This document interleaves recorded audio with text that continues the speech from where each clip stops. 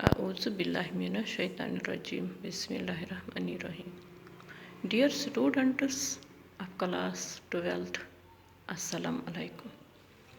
जी हाँ बेटे, कल के लेसन में हमने सबक नंबर 4 शायरी की हकीकत, जो हमारी निसाबी किताब का लेसन है, तो इसी के सवालात कुछ वजाहत किए हैं। तो आज इन्हीं सवालात से आगे हम कुछ और सवालात वाज़िया कर सकते हैं। इन्हीं सवालात के आगे मौजू है हमारा मुख्तसर सवालात, मुख्तसर जवाब तलब सवालात, जो हमारा निसाबी किताब में आखिरी क्वेश्चन है इस लेसन का। तो इसी के दो सवालात हमने कल के लेसन में कंप्लीट कर लिए हैं। तो आज हम सवाल नंबर 3 से आगे बढ़ते हैं। तो सवाल नंबर 3 है, शुबली की चंद अहम तसानीफ के नाम लिखिए।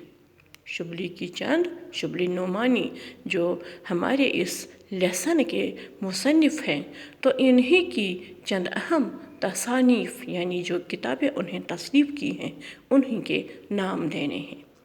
जहाँ बेटे जवाब में हम लिख सकते हैं इस सवाल के, शुबली की बहुत सी तसानीफ़ मशहूर और मकबूल हैं।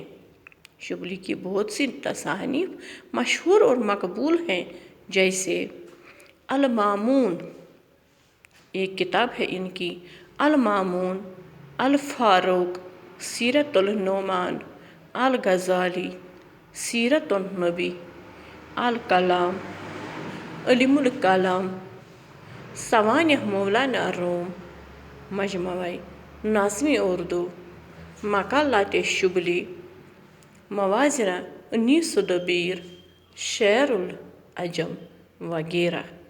तो ये हैं इनकी चंद अहम तसानीफ़। इनमें सीरतुन नबी जो है, यह इनकी ज़िंदगी में अधूरी ही रह गई। इनकी जब मौत हो गई, जब वो इस दुनिया से रुखसत हो गए, तो उस वक़्त ये सीरतुन नबी जो इनकी तसनीफ़ है, इनकी किताब है, ये इस वक़्त इनकम्प्लीट थी, अधूरी थी। फिर इन्हीं के एक शागिर्द ने इस किताब को कंप्लीट कर लिया। तो जी हाँ बेटे, इसके बाद है सवाल नंबर 4। सवाल नंबर 4 है, तनकीदी सलाहियत से आप क्या समझते हैं? यानी तनकीद के मानी क्या हैं, ये सलाहियत क्या है जो इंसान में होती है, कम या ज़्यादा कुछ न कुछ होती है हर इंसान में, ये सलाहियत क्या है? जवाब में हम लिख सकते हैं इसके, यानी अच्छे बुरे में फ़र्क, यानी किसी चीज़ का फ़र्क, कोई चीज़ अच्छा हो या बुरा हो, हर किसी चीज़ को अपने अपने अंदाज से इसकी फ़र्क करता है। तो यही फ़र्क या खरे खोटे में तमीज़ करने की सलाहियत को तनकीदी सलाहियत कहते हैं। यानी जो कोई भी किसी चीज़ को अपने अपने अंदाज से परखता है, फ़र्क करता है, तमीज़ करता है, तो इसी सलाहियत को हम कह सकते हैं तनकीदी सलाहियत। तनकीद के लग़वी माने हैं किसी चीज़ की छान फटक, यानी किसी चीज़ की जांच पड़ताल, और जांच पड़ताल है कोई चीज़ परखना, किस हद तक ये ठीक है या बुरा है या क्या है, ये इस परख को हम कहते हैं तनकीद। तनकीद बुनियादी तौर पर अदब परखने और समझने के अलावा खरे और खोटे में तमीज़ करने का सलीका अता करती है। कहा गया है कि तनकीद अदब के लिए इसी तरह ज़रूरी है जिस तरह ज़िंदा रहने के लिए सांस ज़रूरी है। हम सांस के बगैर एक लम्हा भी ज़िंदा नहीं रह सकते। इसी तरह तनकीद भी हमारे अदब के लिए, चाहे वो नसर हो या नाज़ुम हो, हर अदब के लिए ये ज़रूरी है। क्योंकि ये अदब परखना, यानी ये परखना कि इसमें कहीं कोई फ़र्क ना आए, तो इस परखने के लिए इसकी तनकीद ज़रूरी है।